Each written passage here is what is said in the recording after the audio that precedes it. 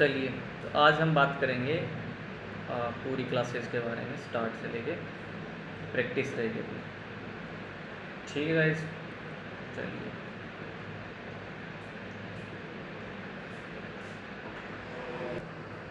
ठीक है, तो आज हम बात करेंगे, प्रैक्टिस करेंगे, मतलब बात क्या, क्लास, ऑब्जेक्ट, इनहेरिटेंस और स्टैटिक, नॉन स्टैटिक और दिस कीवर्ड, कंस्ट्रक्टर। ठीक है गाइस, चलिए। तो सबसे पहले बात करते हैं क्लास की। ठीक है, तो क्लास कीवर्ड यूज करेंगे, क्लास, एंड देन यहाँ पे आप जो भी नाम लेना है वो ले सकते हो। जैसे मैंने पर्सन लिया, तो क्लास का हमेशा पहला अक्षर हमें कोशिश करेंगे कि बड़ा रखेंगे। वैसे दिक्कत नहीं आएगी पी छोटा करने में, बट हमेशा क्लास का अक्षर पहला बड़ा होना चाहिए। ठीक है, और अगर दो वर्ड मिल के बन रहे हैं तो दूसरे वर्ड का ऐसे, जैसे पर्सन इन्फो है तो पर्सन इन्फो को ऐसे मत रखना। देखो जनरल लाइन आ रही है ना, इसको बोल रहे हैं कि ये वार्निंग दे रही है।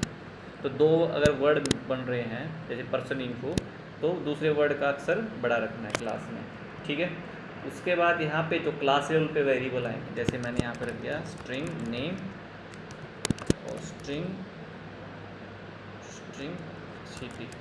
ठीक है, इन एज। ठीक है, इनको बाय डिफ़ॉल्ट वैल्यू मैं रख देता हूँ नल टाइप की। ठीक है, ये जो वेरिएबल होते हैं, ये जो क्लास लेवल पे वेरिएबल हैं, इनकी विजिबिलिटी, यानी इसको कौन कौन एक्सेस कर सकता है, कहाँ पे एक्सेस हो सकते हैं, ये इस करली ब्रैकेट के बीच में कोई भी एक्सेस कर सकता है। इससे बाहर अगर एक्सेस करना है तो ऑब्जेक्ट का यूज़ होगा। ठीक है, क्लियर ये चीज़। और इन्हीं वेरिएबल्स को हम क्या बोलते हैं, यहाँ इसको बोलते हैं प्रॉपर्टीज़, या फिर इसको बोल सकते हो आप फील्ड। ठीक है, या फिर इसको बोलते हैं क्लास लेवल वेरिएबल। ठीक है, या फिर इसको object instance, object part, object field भी बोल सकते हो इसको। ठीक है, इतने नाम से बोल सकते हैं, property, field, class level variables, object, objective field. ठीक है, आगे बात सुनना। तो फिलहाल के लिए मैं बता रहा था कि इसको कोई भी एक्सेस कर सकता है इस क्लास के अंदर। जैसे मैं एक फंक्शन लिया वर्ड शो, तो शो फंक्शन इस क्लास के अंदर है तो इसको एक्सेस कर सकता है डायरेक्टली। कैसे? Print name. ठीक है, and then city and then age, ये तीनों की तीनों चीज़ें ये एक्सेस कर सकता है डायरेक्टली। ठीक है, वैसे ही एक वेरिएबल फंक्शन लेते हैं सेट वैल्यूज। ठीक है, एक फंक्शन है सेट वैल्यूज नाम का, वो क्या कर सकता है, इनको एक्सेस कर सकता है, या भी इसको प्रिंट करवा सकते हो या वैल्यू भी असाइन करवा सकते हो। ठीक है,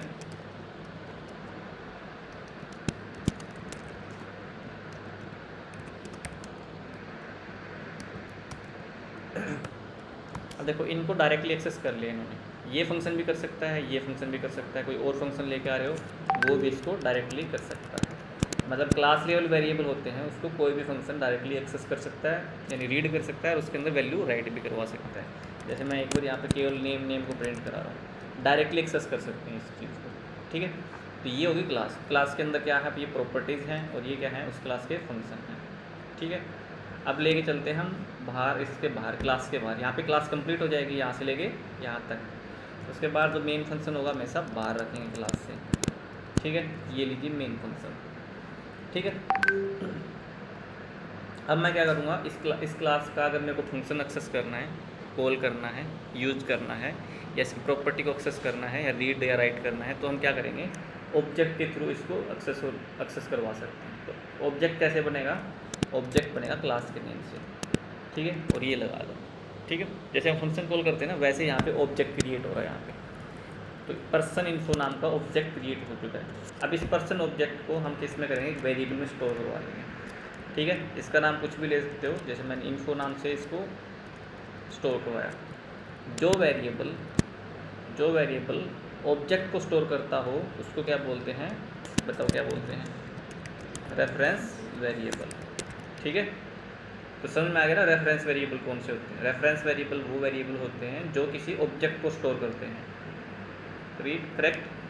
ठीक है, तो यहाँ पे मैंने बताया था कि ऑब्जेक्ट को क्रिएट करने के बाद हम रेफरेंस वेरिएबल में स्टोर करेंगे, और रेफरेंस वेरिएबल से हम क्या करेंगे, उसके प्रॉपर्टी और इसके फंक्शन को कॉल करवाएंगे। ठीक है, तो चलिए पहले फंक्शन कॉल किया मैंने सेट वैल्यू, जो क्या करेगा, इस ऑब्जेक्ट में जो इन्फो ऑब्जेक्ट में क्या करेगा, वैल्यू सेट कर देगा, नेम सिटी एंड एज करके, ठीक है, ये वाली वैल्यूज।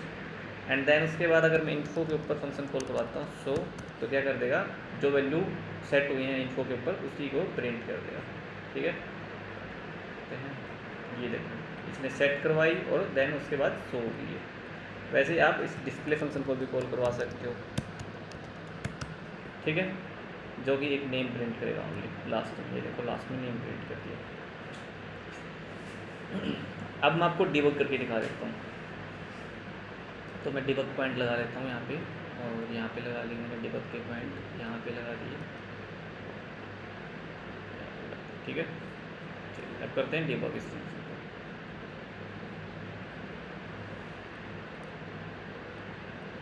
तो डिबग का मतलब पता क्या होता है, इसका मतलब ये है कि पहले क्या कर रहा था कंपाइलर, 1 सेकंड में या आधी सेकंड में सारा प्रोग्राम रन कर रहा था।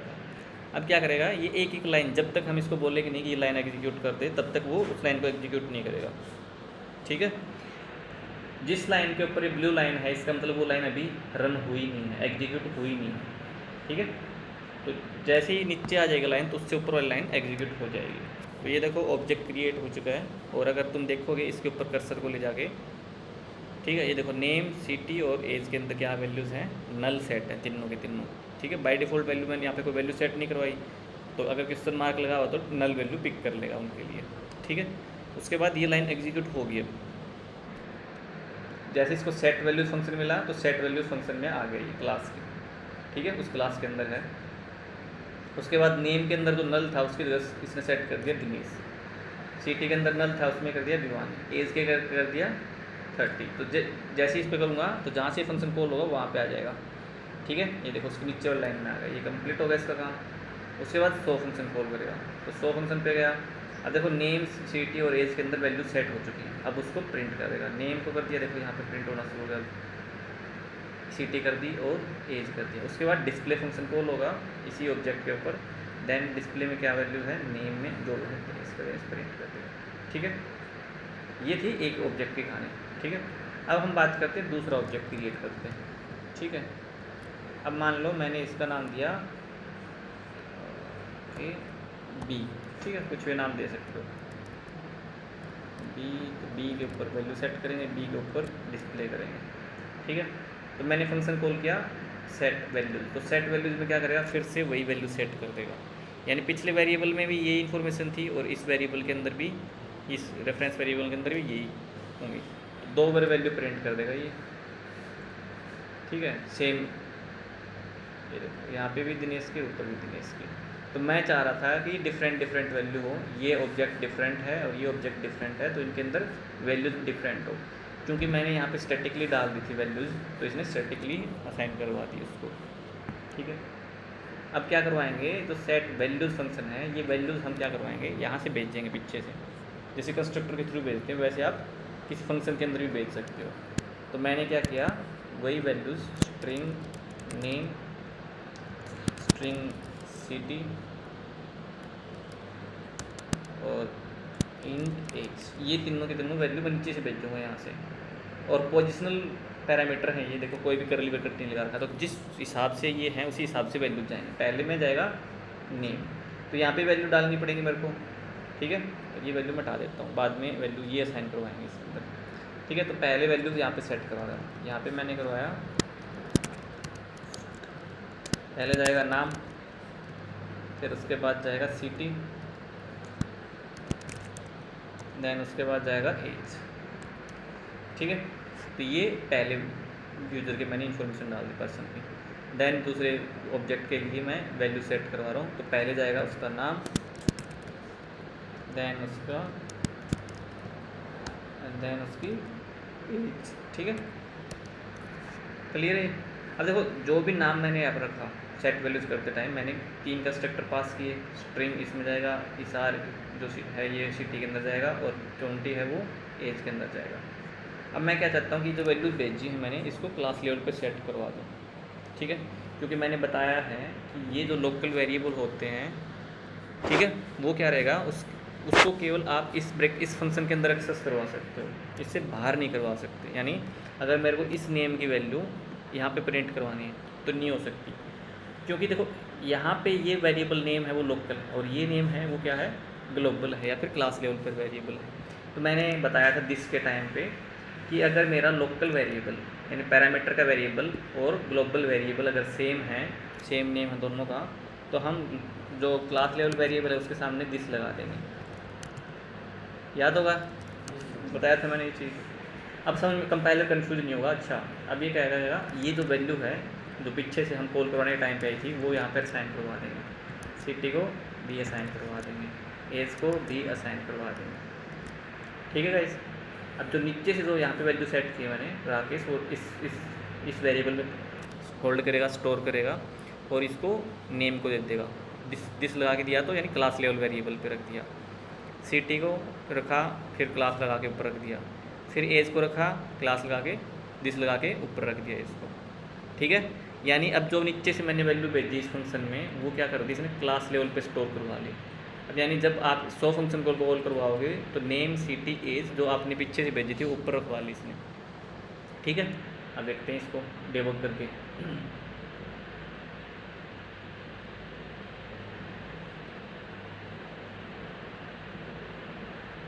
तो सबसे पहले ऑब्जेक्ट क्रिएट किया, इसके अंदर देखो इसमें सारी नल वैल्यूज़ हैं, वैल्यू सेट करेगा।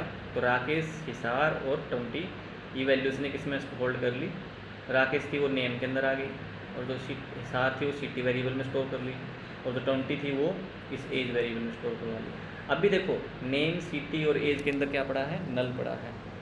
अब मैं क्या करूँगा, एक लाइन एग्जीक्यूट की तो जो ये नेम था राकेश वाला, ये क्या कर दिया मैंने, क्लास लेवल इसके ऊपर स्टोर करवा दिया। देखो नल की वजह क्या हो गया, राकेश होगा।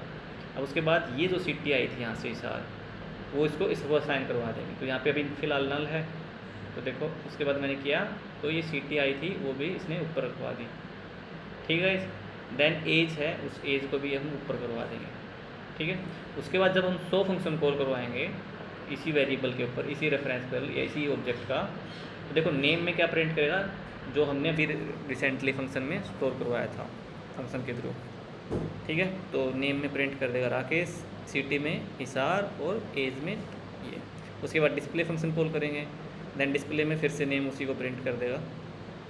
उसके बाद नया ऑब्जेक्ट क्रिएट होगा। देखो नए ऑब्जेक्ट में क्या है, अगर मैं तुम्हें दिखाऊं, नए ऑब्जेक्ट में वही फिर से वही चीज़ें आ जाएंगी जो क्लास लेवल पे हैं ऑब्जेक्ट की। ठीक है, नेम, सिटी, एज सब में नल पड़ा है, लेकिन अगर आप इसमें देखोगे इन्फो के इस ऑब्जेक्ट में, तो यहाँ पे सारी की सारी इन्फॉर्मेशन पड़ी है पहले से। ठीक है, यानी हर ऑब्जेक्ट की अलग से मेमोरी असाइन होती है, आपने देख लिया वो यहाँ पे। तो फिर से वही करेंगे। अब की बार क्या करेंगे, जो रवि है वो जाएगा नेम के अंदर, जो जींद है सिटी का नाम है वो इस वेरिएबल के अंदर जाएगा, और जो 24 है वो किस में जाएगा, एज के अंदर जाएगा। अब दूसरे वेरिएबल में सेट होगा, दूसरे ऑब्जेक्ट की बात हो रही है। ये ऑब्जेक्ट अपना पहले से वैल्यू लेके बैठा है, कोई दिक्कत नहीं है। ठीक है, उसके बाद ये फंक्शन कॉल हुआ तो देखो नेम के अंदर रवि आ गया, सिटी के अंदर जींद आ गया, एज के अंदर 24 आ गया।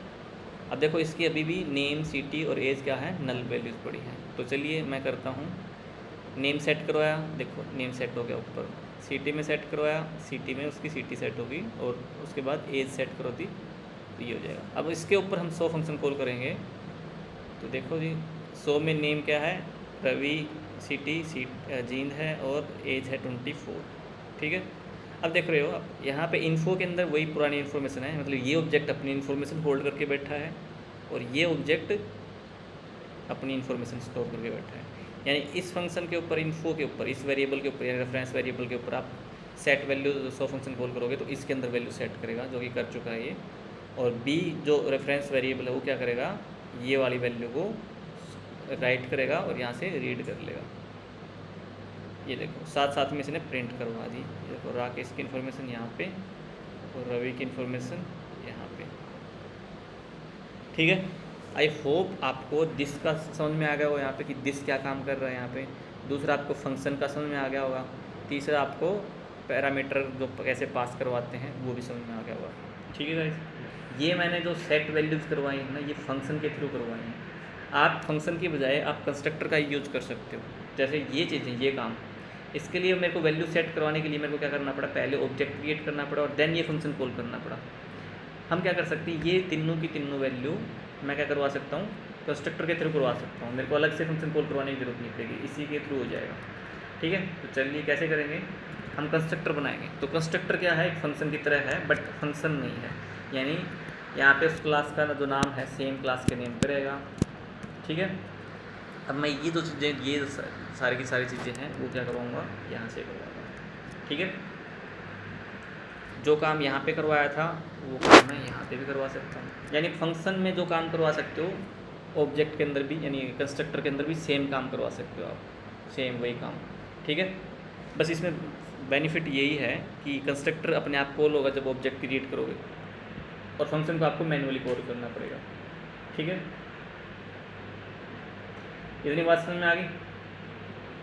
चलिए अब उसके बाद हमें इस फंक्शन की ज़रूरत है नहीं, वैसे आप रिमूव करना चाहो तो रिमूव कर सकते हो, तो मैं फ़िलहाल के लिए इसको ऐसे ही छोड़ रहा हूँ, और यहाँ से इस फंक्शन को कॉल नहीं करेंगे बस। अब मेरे को जब, क्योंकि मैं कंस्ट्रक्टर कॉल करवा रहा हूँ तो मेरा कंस्ट्रक्टर डिफ़ॉल्ट कंस्ट्रक्टर नहीं है, मतलब मेरे पास ऐसा कोई कंस्ट्रक्टर नहीं है जो कि वैल्यू ना ले रहा हो।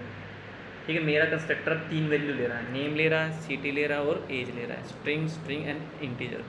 तो आपको हर बार ऑब्जेक्ट में आपको वैल्यू देनी पड़ेगी। तो सबसे पहले मैंने दी नेम के लिए वैल्यू, फिर दी मैंने उसकी सिटी के लिए वैल्यू, फिर दी मैंने उसकी एज के लिए वैल्यू। ठीक है। सेम मेरे को जब भी मैं ऑब्जेक्ट क्रिएट करूँगा मेरे को 3 वैल्यू पास करनी पड़ेंगी हर बार।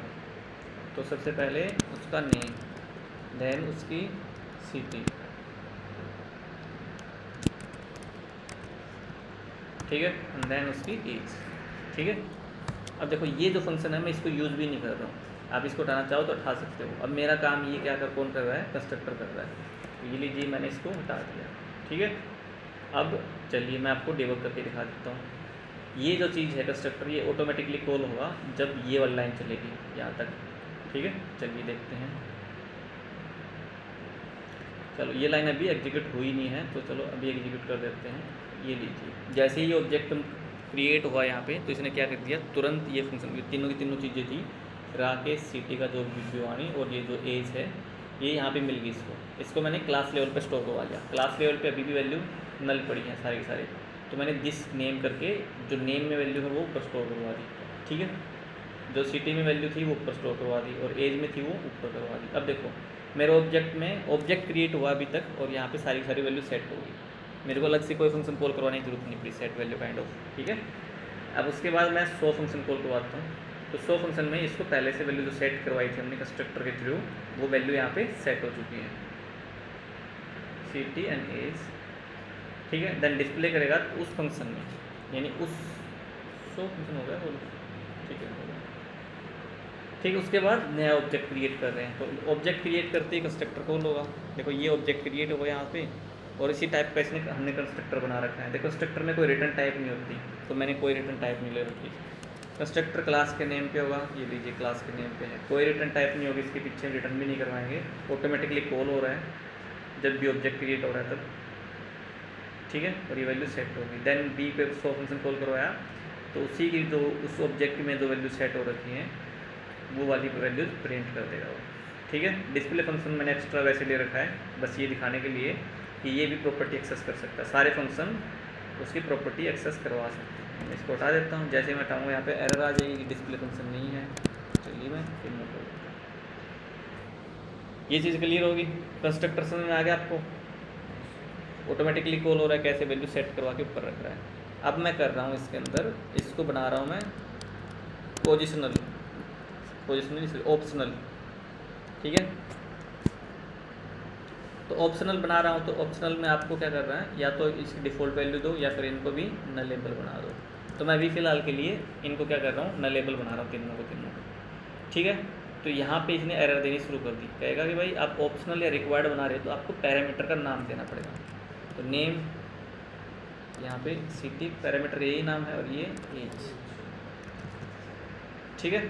अब उसके बाद फिर से दोबारा किया आपने कॉल, इस कंस्ट्रक्टर ऑब्जेक्ट क्रिएट किया, देन आपको फिर से वही चीज़ें मेंशन करनी पड़ेंगी। ठीक है। बस सेम काम रहेगा। मैं इसको डिलीट करके फिर से रन करके दिखा रहा हूँ बिना इसको, या चलो मैं डिबग करके दिखा देता हूँ। ठीक है। वही चीज़ें आई ऊपर, नेम के अंदर नल है नहीं तो ये उठा लेगा, सिटी एंड एज। ठीक है। देन 100 फंक्शन कॉल किया, ये सारी वैल्यू यहाँ पे देखो, यहाँ पे नीचे प्रिंट कर रहा है, कर दिया। देन वही वैल्यूज़ अब आपको यहाँ पे मिल गई, ठीक है। सो फंक्शन कॉल करवा दिया। अब बस यहाँ पे आपके पास क्या था, ऑप्शन था, अगर मैं एज को ना पास करूँ या फिर मैं नेम को पास ना करूँ तो कोई दिक्कत नहीं आएगी, कोई एरर नहीं आएगी। लेकिन पोजिशनल में आपको सारी चीज़ें पास करनी पड़ेंगी, ठीक है। देखो अगर जो हमने पास नहीं करवाई उसको क्या कर देगा, नल प्रिंट कर देगा। चलिए एक बार देख लेते हैं इसको। ये देखो राकेश आ गया, भिवानी आ गया और एज में नल है तो नल आ गया, कुछ भी नहीं भेजा तो नीचे से नल पिक कर लिया इसने। तो अब इसको क्या करेगा, ये प्रिंट करेगा तो नल प्रिंट कर देगा उसके लिए, ठीक है। वैसे ही इसके अंदर मैंने क्या किया, नेम को नहीं भेजा, सिटी और एज है तो नेम की वैल्यू नल पिक कर लेगा। देखो नल दिया इसने तो ऊपर इसने नल स्टोर करवा दिया। कैथल, सिटी में कैथल आ गया और एज में आ जाएगा 25। ये दीजिए यहाँ की इसकी वैल्यू प्रिंट कर देगा, ठीक है। ये एज थी जो पहले हमने सेट नहीं की, अब के बाद हमने नेम सेट नहीं किया। क्लियर है चीज़। अब इसको ऑप्शनल पोजिशनल में हम डिफ़ॉल्ट वैल्यू भी सेट करवा सकते हैं कि मान लो कोई भी सिटी ना आए तो उस केस में क्या करते हैं, ये कर दे हरियाणा वैसे सिटी नहीं है बट चलो भिवानी कर दो, ठीक है। और एज को हम क्या बोल देते हैं, 18 डाल देते हैं। मान लो अगर कोई पीछे से गलती से भी सेंड ना करे, गलती है खुद भी, तो बाय डिफ़ॉल्ट वैल्यू ये पिक कर लेगा। तो चलिए मैंने क्या किया, यहाँ पे मैंने नेम सिटी प्रिंट करवा पास करवा दी, मैंने एज पास नहीं करवाई तो 18 पिक कर लेगा। यहाँ पे मैंने नेम पास नहीं करवा रखा था तो चलो नेम तो मैं करवा देता हूँ यहाँ पे, बट उसकी क्या करता हूँ मैं, उसकी सिटी में हटा देता हूँ, सिटी को ये पिक कर लेगा भिवानी, ठीक है। ये ऑप्शनल है, आप देना चाहो तो दे सकते हो। जैसे मैं एक और फंक्शन लेता हूँ, यहाँ पे एक और ऑब्जेक्ट क्रिएट किया मैंने सी नाम से, ठीक है।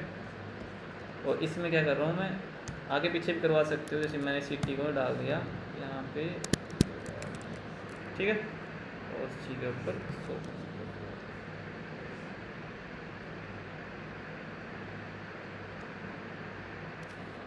अब देखो 18 एज इसने खुद पिक कर ली क्योंकि मैंने एज पास नहीं करवाई थी यहाँ पे, तो इसने डिफ़ॉल्ट वैल्यू जो थी वो पिक कर ली, ये वैल्यू इसने असाइन करवा दी ऊपर, ठीक है।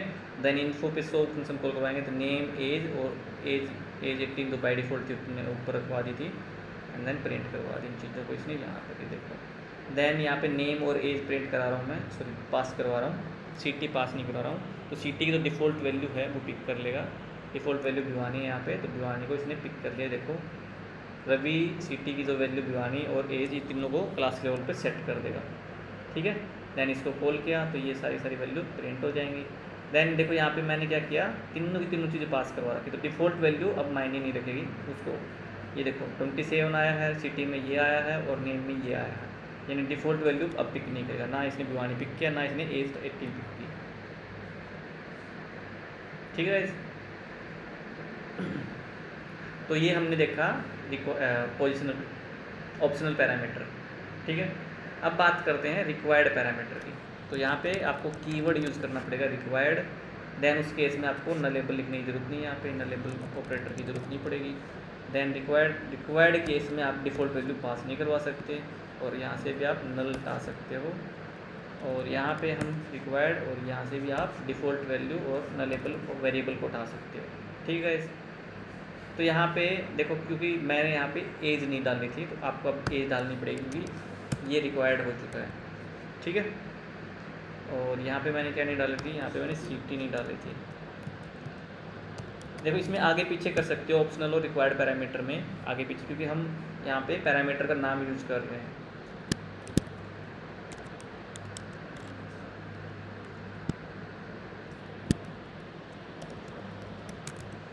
ठीक है। और यहाँ पे मैंने सारी चीज़ें यूज कर रखी हैं तो कोई दिक्कत ही नहीं आएगी। चलिए तो मैं क्या करता हूँ, डायरेक्टली रन करा के दिखा देता हूँ। ये देखो इसने सारी वैल्यू प्रिंट करवा दी प्रॉपर्ली, ठीक है। तो रिक्वायर्ड पैरामीटर भी हो चुका है कंस्ट्रक्टर के अंदर, और ऑप्शनल भी हो चुका है, और पोजिशनल भी हम कर चुके हैं बात। अब देखो यहाँ पे देखो ये वार्निंग दे रहा है, इनके नीचे दिख रहा है अंडरलाइन दे रहा है, ये बोल रहा है कि भाई क्या बोल रहे हैं, कुछ और ही बोल रहा है। ठीक है, अब देखो इसका शॉर्टकट है। शॉर्टकट मैंने शायद बताया आपको वीडियो। कंपाइलर क्या बोलता है कि अगर नेम आपका अगर लोकल वेरिएबल यानी फंक्शन का पैरामीटर वेरिएबल और क्लास लेवल वेरिएबल दोनों का अगर सेम नेम है तो आपको ये करना पड़ रहा था। तो इसने क्या किया, वो कह रहा है कि आपको ये करने की ज़रूरत नहीं है, इतना झंझट करने की ज़रूरत नहीं है, आप यह करो दिस डॉट नेम कर दो ऊपर ही। ठीक है, आप इसको हटा सकते हो फिर। ठीक है, ये जो काम करवा रहे थे आप बस इसको दिस डॉट सिटी कर दो। ठीक है, और ये जो आप काम करवा रहे थे इसका यहाँ पे भी दिस डॉट एज कर दो, और ये जो नीचे का सारा काम इसको हटा दो और यहाँ पे इसको बंद कर दो। ठीक है, ये बोल रहा है कि मैं अपने आप कर दूंगा, आप नीचे से जो एज नाम डाल लोगे वो मैं अपने आप ऊपर रख दूंगा सीधा, आपको मैनुअली करने की ज़रूरत नहीं है। आपने जो यहाँ पे सिटी डाल दी तो सिटी को मैं डायरेक्टली ऊपर रख दूँगा। ठीक है, और यहाँ पे आपने एज डाल दी तो एज को मैं डायरेक्टली ऊपर रख दूँगा। सब ऑब्जेक्ट के लिए ऐसे करेगा। चलिए हम इसको रन करके देखते हैं, क्लियर कर देता हूँ। ये देखिए रन की मैंने, ये प्रॉपरली वैल्यू इसने प्रिंट करवा दी। तो दोनों तरीके हैं, आप ये भी कर सकते हो और पहले वाला भी यूज़ कर सकते हो। इसमें आपको एक्स्ट्रा लाइन लिखने की जरूरत नहीं पड़ी, एक लाइन में सारा काम हो गया। ठीक है, और आगे हम इसी टाइप के सिंटैक्स को यूज़ करेंगे कि अगर मेरे को कंस्ट्रक्टर के थ्रू किसी प्रॉपर्टी को पास करवाना है तो हम रिक्वायर्ड होगी तो रिक्वायर्ड। ठीक है, अगर रिक्वायर्ड नहीं भी है, मान लो मेरे को रिक्वायर्ड नहीं डालने इसको, तो आप यहाँ पे डायरेक्टली पोजिशनल अगर मेरे को क्रिएट करनी है तो आप पोजिशनल भी करवा सकते हो। ठीक है, तो भी चलेगा, बस नीचे से आपको ये रिमूव कर देनी है यहाँ से। ठीक है, बस मैं ये बताना चाह रहा हूँ कि आपको एक्स्ट्रा लाइन लिखने की जरूरत नहीं है, आप एक लाइन में सारी चीज़ें दिस लगा के ऊपर भिजवा सकते हो। कंपाइलर अपने आप समझ जाएगा कि अच्छा नीचे से वैल्यू आई ऊपर रखनी है।